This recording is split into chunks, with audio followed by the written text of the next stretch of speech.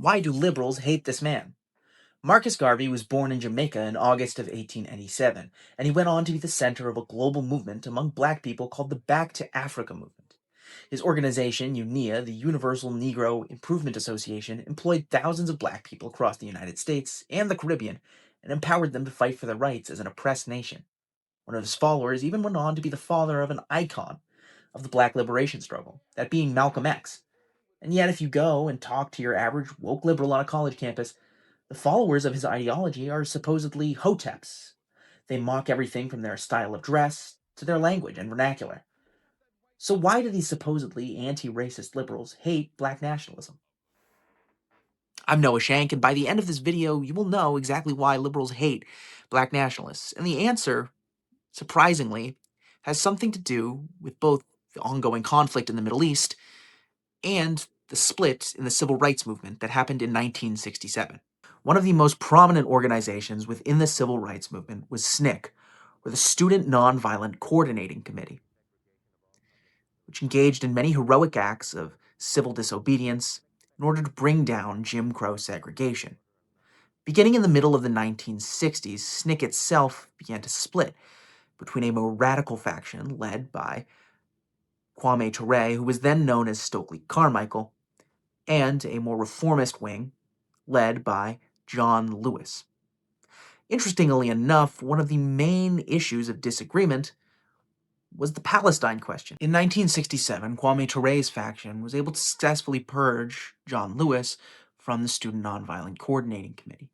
And later that year, they released a statement in their weekly newsletter entitled Third World Roundup, The Palestinian Problem, attacking Zionism, Israel's crimes against the Palestinian people, and reaffirming that the struggle of black people for liberation in the United States and the struggle of the Palestinian people to live on and keep their land were one in the same.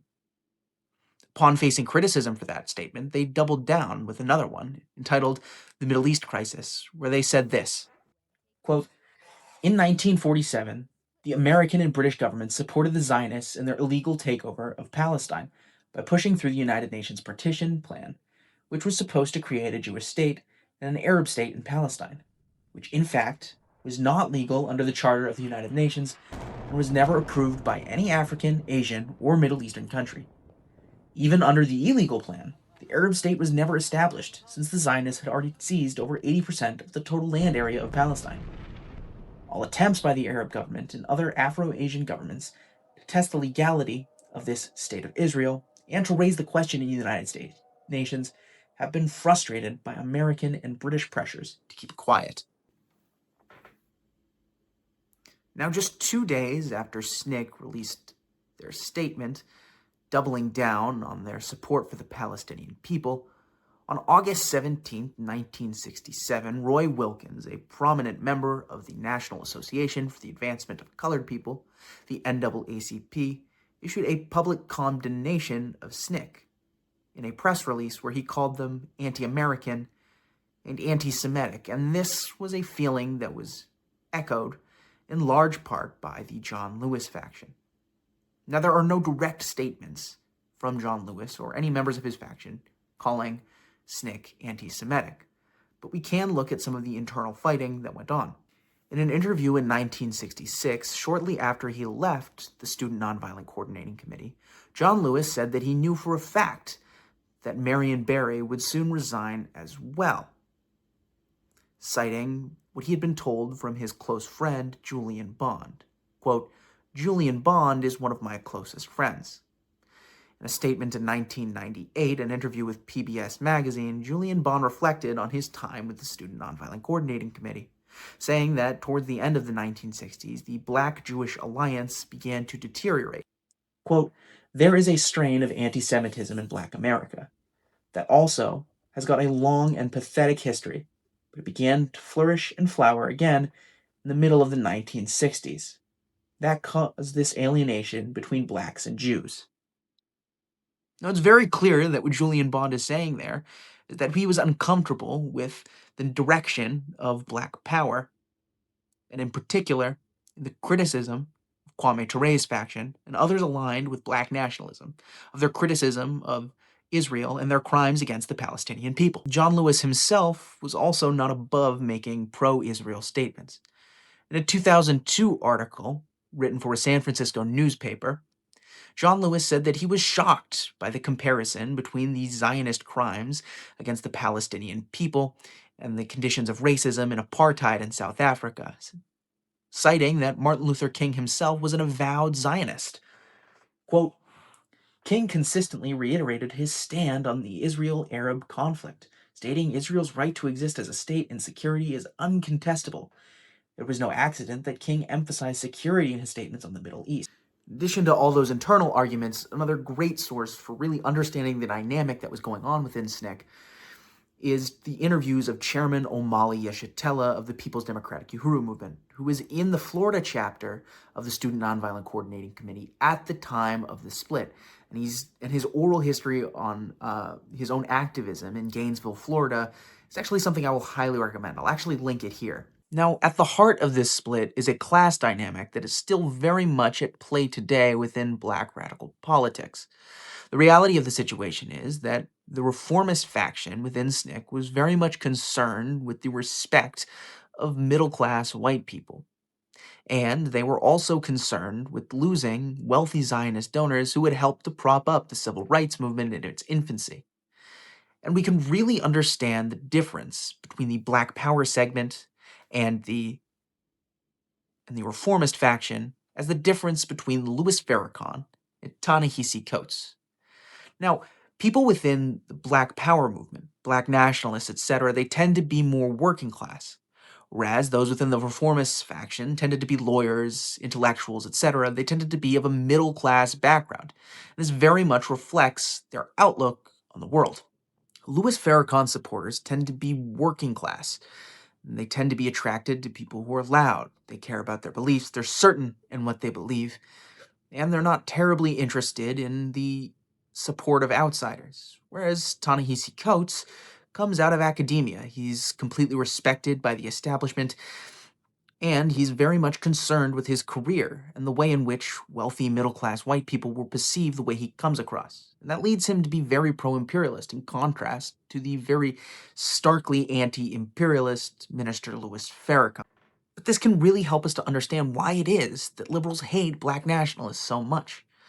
It's because liberal politics, and particularly respectability politics of middle-class elements, is very much tied in with the resentment of intellectuals, people who are different. This is the same mindset that Zionism comes out of. In a polemic against the Jewish Bund, a group of socialists within Europe who believed that Jewish people were not capable of integrating with the rest of Western society and wanted a separate Jewish socialist party, Lenin wrote this: absolutely untenable scientifically, the idea that the Jews form a separate nation is reactionary politically. That is precisely what the Jewish problem amounts to: assimilation or isolation. And the idea of a Jewish nationality is definitely reactionary, not only when expounded by its consistent advocates, the Zionists, but likewise on the lips of those who try to combine it with the ideas of social democracy, the Bundists. The idea of a Jewish nationality runs counter to the interests of the Jewish proletariat, for it fosters among them, directly or indirectly, a spirit hostile to assimilation, the spirit of the ghetto. Now, when Lenin talks about the spirit of the ghetto, what he's talking about is how Zionism as an ideology plays on the idea that Jewish people are eternal victims.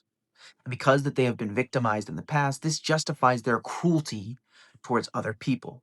It's the spirit of the ghetto. Because I am eternally a victim, my cruelty towards other people, my crimes against the Palestinian people are totally justified. And at the heart of this is what we might call a petty bourgeois fatalism.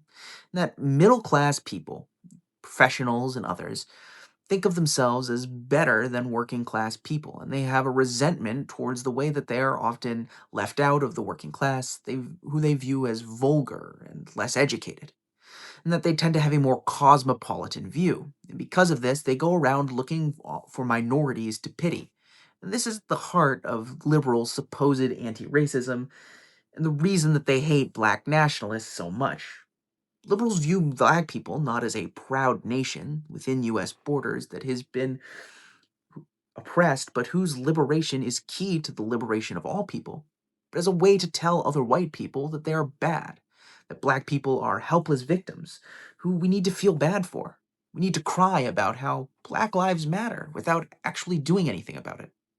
Whereas the Black liberation struggle and Black nationalism in general teaches Black people to be proud of themselves.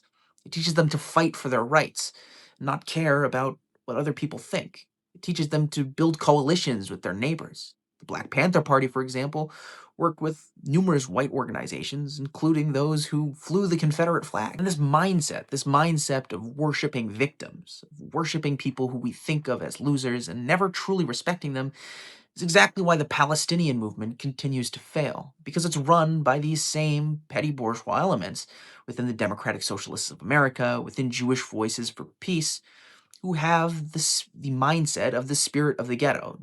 They don't respect the Palestinian people or believe that they're people who are deserving of dignity and rights. And if the Palestinian people were to come together and truly be victorious against Israel, they would scream and cry about the oppressed Israeli people.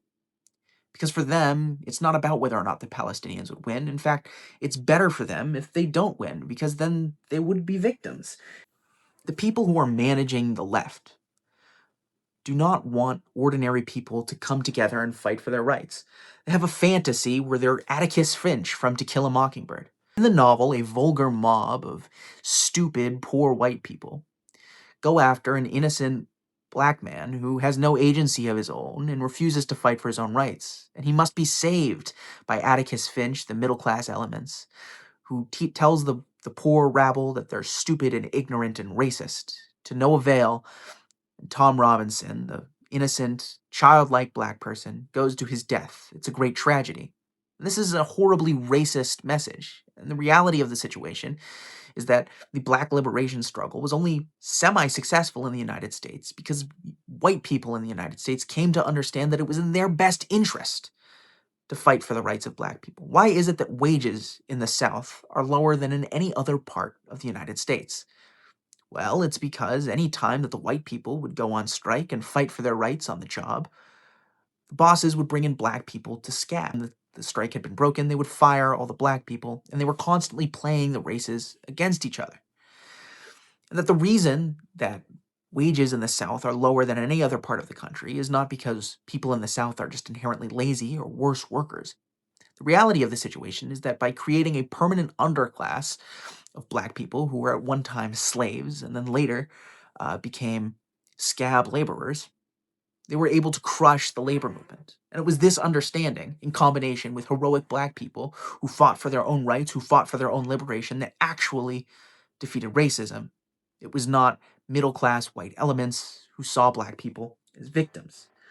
And if any liberation struggle is to be successful, it has to empower ordinary people, and it must abandon middle-class sectarianism.